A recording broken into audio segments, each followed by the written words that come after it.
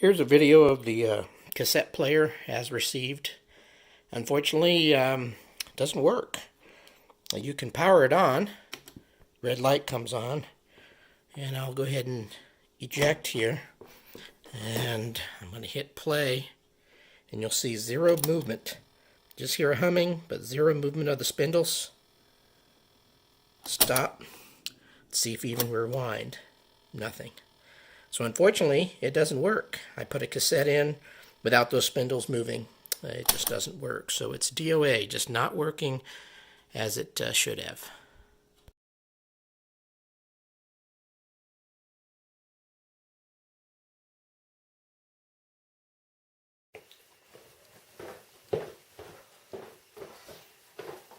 TJ here again. Welcome to my kitchen table where I've been doing all these videos. As you just saw from the first part of the video, I bought a cool tape deck. Unfortunately, it didn't work when it arrived. It was said it was tested and working. I guess you should take that with a grain of salt when you buy stuff online like eBay and stuff.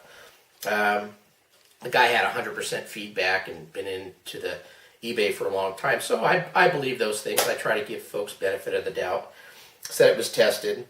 Well, if it did, he tested it like 20 years ago because the belt inside was like protoplasmic goo.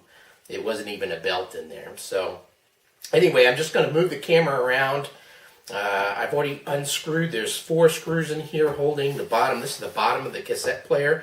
And what I'm going to kind of do is document a little bit the repair of it. I ordered some belts from Amazon, just a collection of different sizes. And hopefully one of them will work. It won't be too tight, won't be too loose, but kind of work for me.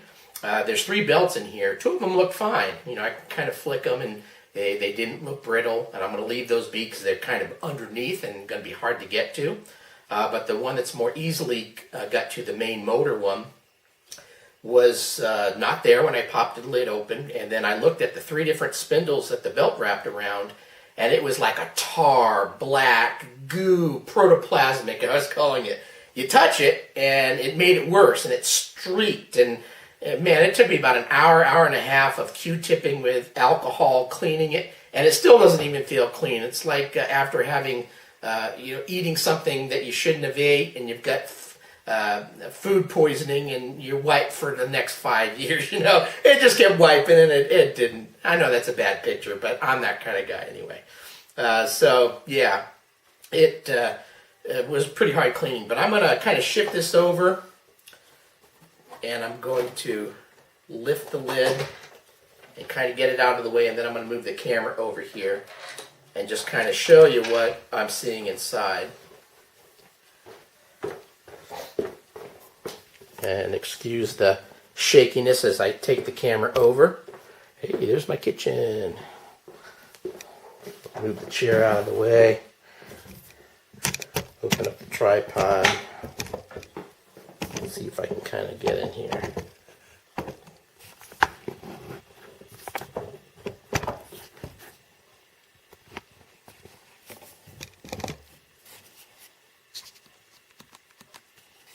That should work. So, there's a main belt that's supposed to go around this pulley, around this one, and around this one. So when I opened it, I saw no belt. There's a couple of belts down here. They seem to look fine, and I'm not going to touch them for now because I'd really have to take this thing apart to do it, and I'm not quite prepared to do that yet. Later on, if I have to, I will. So, around this, and this was, I saw this black material. And I touched it, and man, it was all over my finger. It was like ink, tar, dinosaur stuff. I don't know what it was. It's just like the rubber melted. It was weird. I've never seen that before. So I took a Q-tip, and I cleaned and worked my way in here. It's still kind of stained, and if I take a Q-tip in here a little bit, I still get a little black. But I worked on it for like an hour and a half. That's about as far as I was going to go. So for now, what I'm hoping is I'll just have to remove these 2 screws. This thing will kind of pop off, I'm hoping, relatively easily. Hopefully nothing kind of springs out when I do that. And then I need to wrap a belt around these here. The belt's going to arrive this afternoon. I'm hoping for the best, that I can get it to work. because this does spin when I turn it on, the motor, which is a good sign that at least that part's working. So I'm going to pan out for now, and then hopefully the belt arrives this afternoon as planned. I'll put it in and we'll see what happens.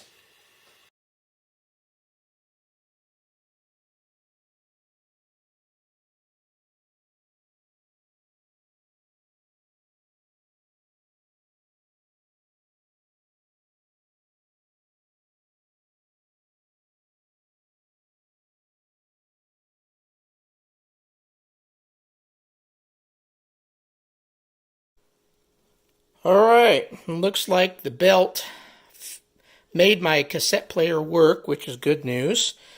The only crappy part is the reset button. I've had to push it out because it just doesn't want to depress out. The counter will run, but once I push that in, this stays stuck.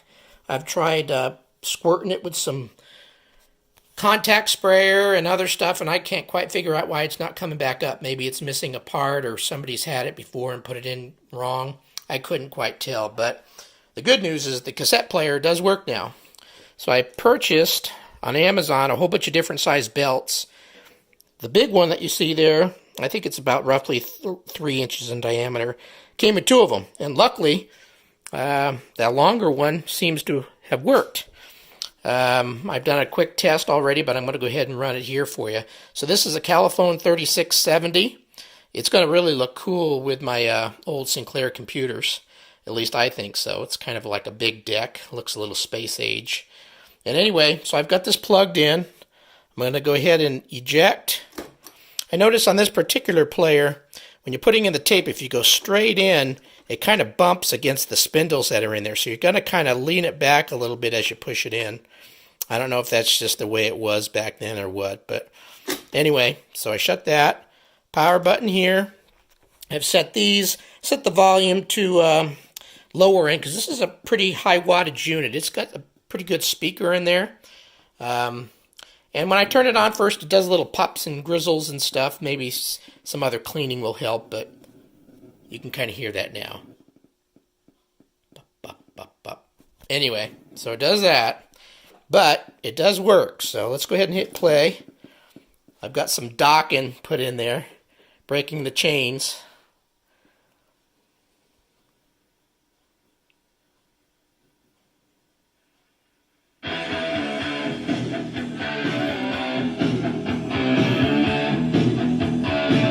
You'll see the counter is running, but I just need to make sure never to push that button in, or I have to figure out how to fix that at some point.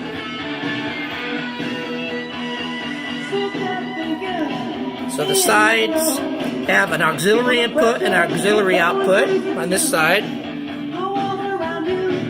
All your normal controls. Speaker, mic, tone, which will be important for working on the Sinclair. There's the side, nothing on this side. And on the back, there's a big speaker. This whole thing here is a speaker. That's why it sounds pretty loud. Anyway, the good news is at least I've got it running right now. I'm going to run it for a week or two and see if it keeps running. So anyway, very cool.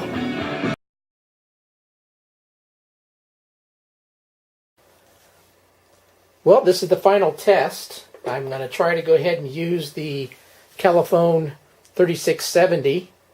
I'm going to call it the spaceship because it's big and it's old and it looks space-like.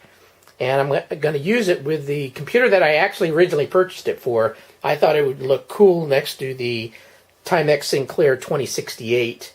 It's silver looking and it just kind of looks a bit out there and spacey too. So I'm going to try to run Penetrator. And so what I'm going to do is I'm going to do a little close-up here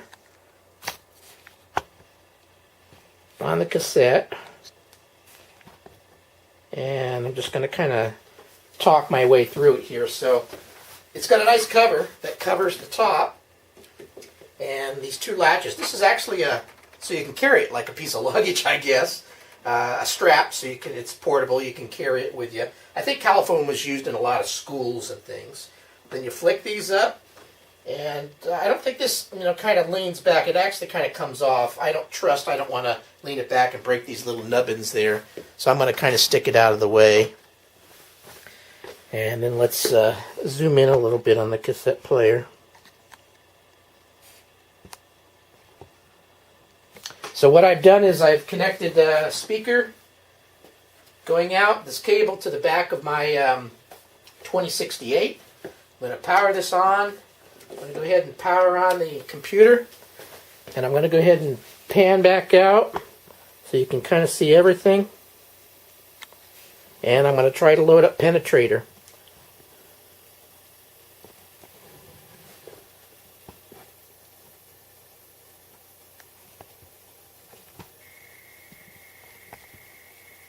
That should work.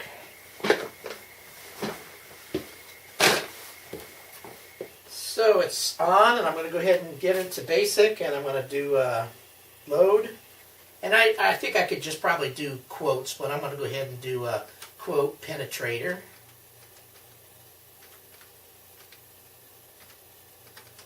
That's what the instructions said, so that's what I'm going to do. And I've got this rewinded already, powered on. And I'm going to go ahead and hit return, then hit play. And then if all goes well, it's going to load.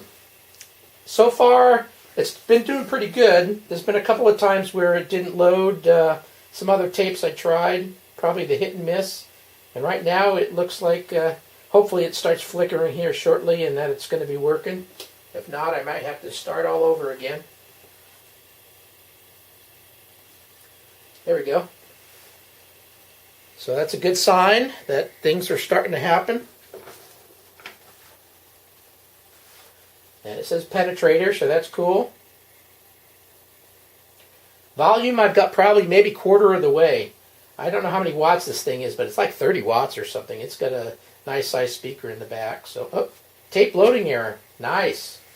So I'm going to go ahead and stop. We're going to rewind. We're going to try that again. Hopefully second time's a charm. So I'm going to head turn it on. I'm just going to go ahead and try quotes this time. Make it a little shorter. Oh. Now I guess I'll spell out Penetrator. Load Penetrator. Return. Play.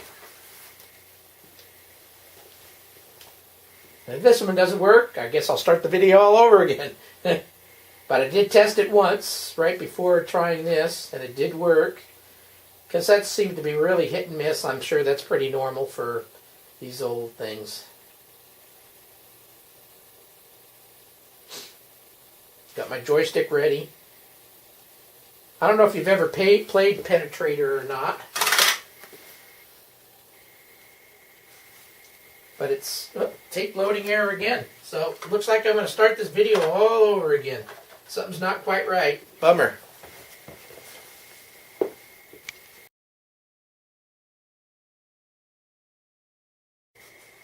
Alright, maybe third time's the charm. I got a couple errors running there, so I'm going to go ahead and try this again.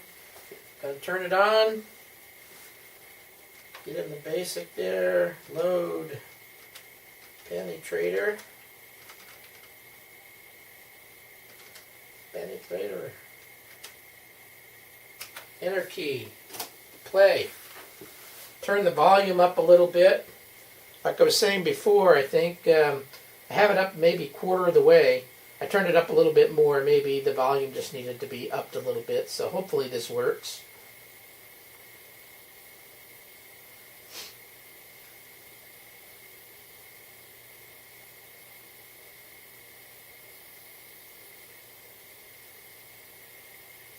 Yay. Hopefully it keeps going. Penetrator. So while it's doing that. So, I don't know if you've played the game Penetrator before. But it's one that was actually one that they made sure worked with the Timex models. As you probably may or may not be aware, but the Timex line is not 100%, or I should say TS2068, is not 100% compatible with the Spectrums. I do have a cool cartridge when needed. If I'm running a non-Timex version, this plugs into the cartridge slot, and so I might have to use that at some point.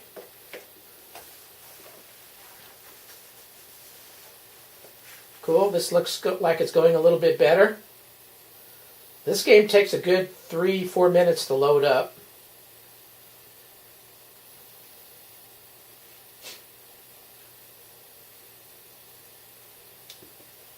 And I may edit out some of this stuff, but then again, I think the total video I'm doing right now, from the time of getting this in, diagnosing it, you know, that hey, it doesn't work, popping it open, figuring out belt, and getting it all replaced, I think the video is going to come in at around 20 minutes, which is pretty normal for me.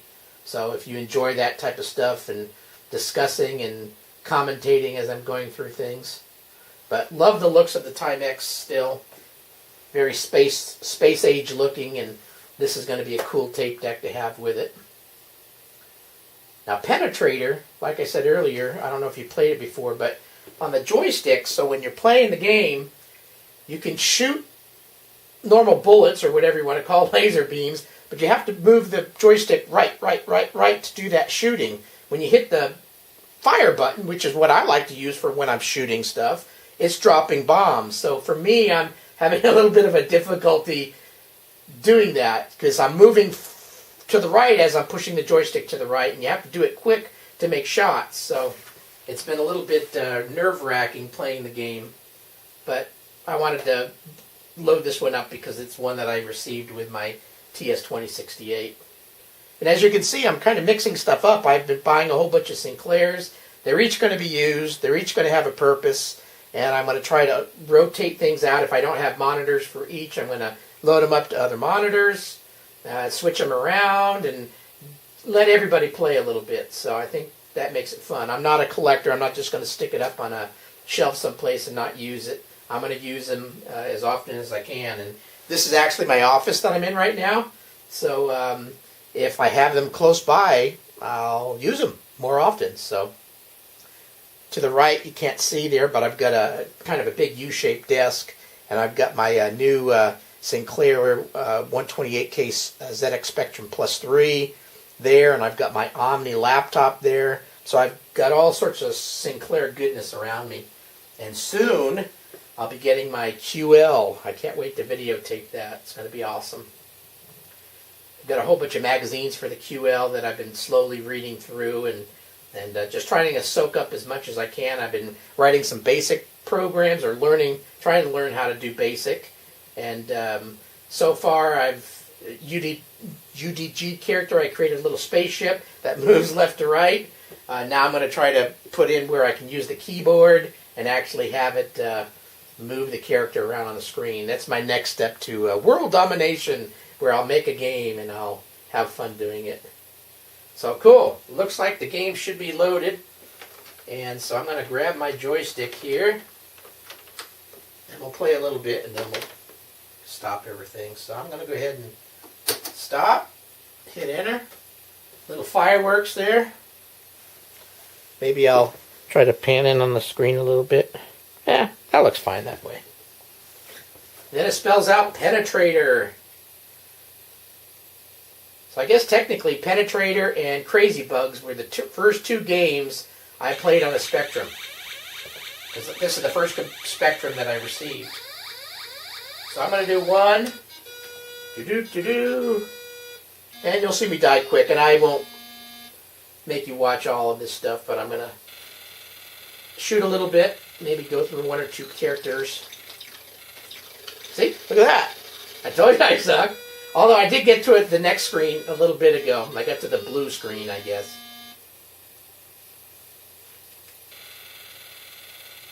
Get past that sucker.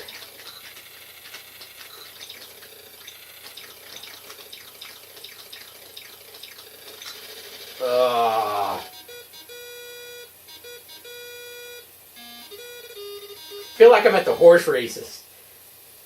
So I guess whoever programmed this must have been an avid better on the horses.